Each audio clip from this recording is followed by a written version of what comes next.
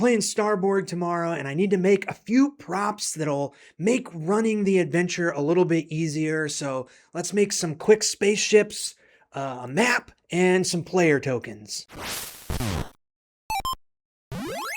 All right, first up, I need to make some spaceship tokens, like flat representation of a few of the ships that are important to this part of the adventure. Now, I'll just be using a regular sheet of paper, my favorite Posca marker pens. Really, you can use whatever kind of pen or marker that you want. I'm also going to use some chipboard, basically just like an old shipping envelope, and a hobby knife to cut everything out.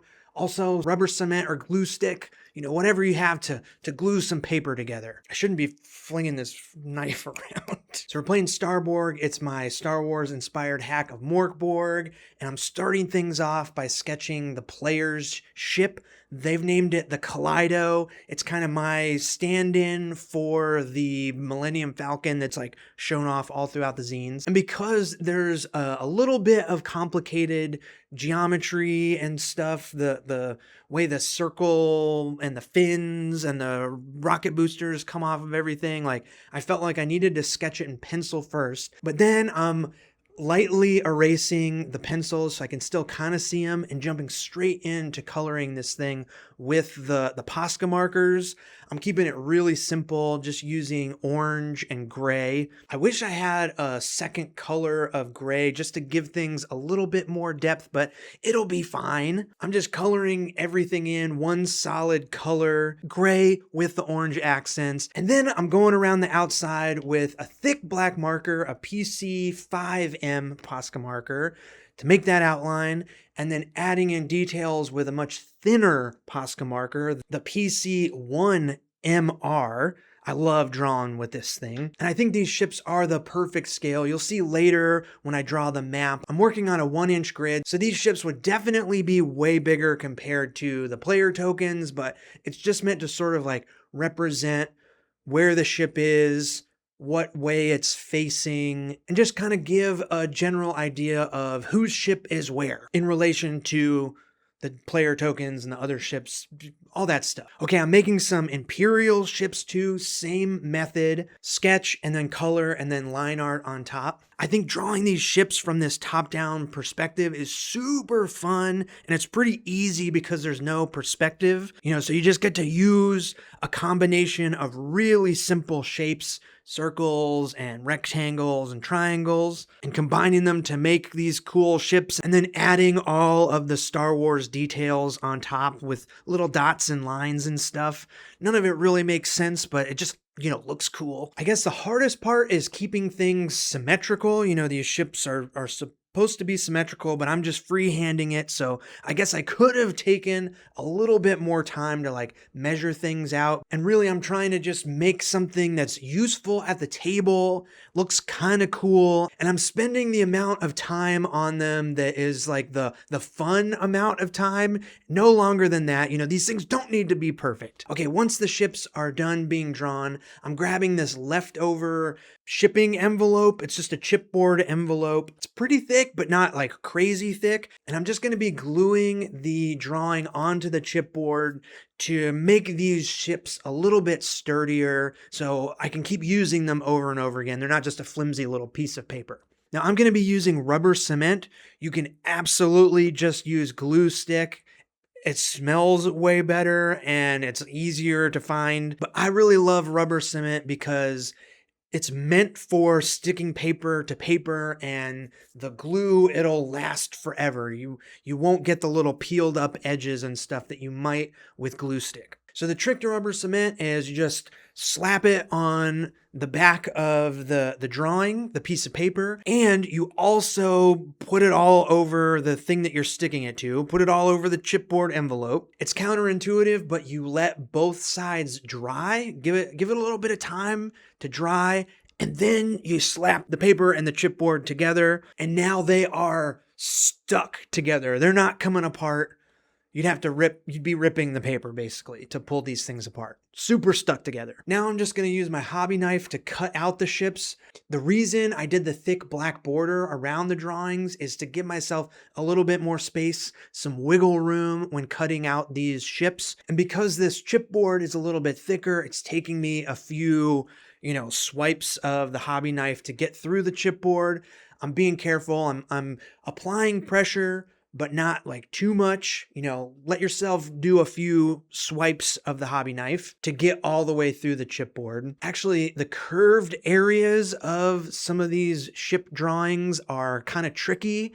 Cutting through a piece of paper and the chipboard around a curve is a little bit more difficult than I thought, especially to get a nice clean cut, but it's fine in the end. It's fine. Once I have all of the ships cut out, then the last thing I'm doing is going back and coloring the edge of the chipboard with the Posca marker, just like filling it in black. It just cleans up those cut edges and makes everything look a little bit more sleek and well done. There's lots of imperfections on these things, but spending that little bit of time to color in the chipboard edges, making them nice, solid black, like really goes a long way to elevating these like pretty quickly, very handmade looking ship tokens. And I'm actually really stoked on how these turned out. They're way more solid than I initially imagined thanks to the chipboard. And I'm going to be using these things multiple times at the table for sure. Okay, now let's move on to the big battle map where the adventure is happening. I've got my big pad of 1-inch blue grid paper that I just love using. I'll have links in the description to all of the like tools and stuff that I used in this video. So I'm starting this map out with some pencil guidelines. Because there are these circular platforms, I'm using my big old water bottle to like draw the circle. Even though it's on a grid and it's like kind of easy to draw a circle, it's easier just to slap the water bottle down and sketch out a circle. But really this battle map is going to be super, super simple.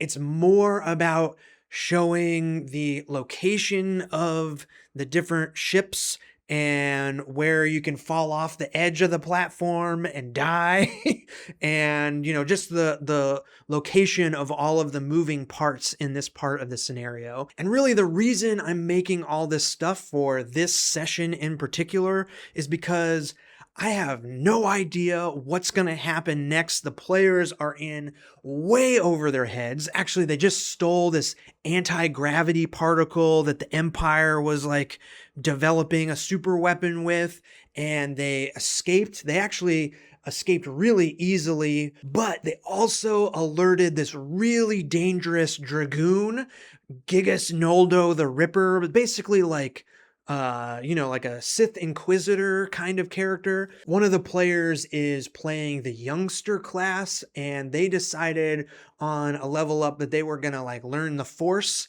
So they started using the Force and alerted this Inquisitor Dragoon guy, and now he's finally caught up to them. So when they stole this anti-grav particle, they escaped the space station on basically like a big space garbage truck, and they flew that down to the planet. It's like a big city planet, and they're like trying to get back to their ship that's on this landing platform that I'm drawing right now. And when they arrived, that's when this Dragoon character is there.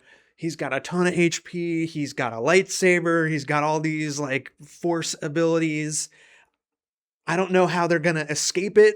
It's going to be crazy. But this spaceship platform that's like in the middle of the city, but also like, it's Star Wars. So it's got to be like suspended out in the air, way high up. So if they fall off the edge or get force pushed off the edge, they fall and die. And this is the kind of stuff that I love. Like, I can't think of a way for the players to get out of this scenario, but they're going to surprise me with something. But it's a little intimidating too, because I don't know what's going to happen next. Like, are they going to escape in their ship? Are they going to steal the Dragoon's ship? Are they going to get back into the dump truck garbage truck ship? Are they going to escape into the hangar? Are they going to fall down the pit and somehow survive? I have no idea. So that's why I needed this map and these ships, so there could be a cool chase scene, or who knows what's next. I guess by the time you're watching this, I will have already found out. We will have played. And let me know if you want to know what happens down in the comments. Okay, so I'm doing this drawing with that same 5M Posca marker. And this is really the kind of battle map that I like to draw. Super simple. You know, it's really just 3 circular platforms with connecting bridges to like this kind of trapezoidal shape.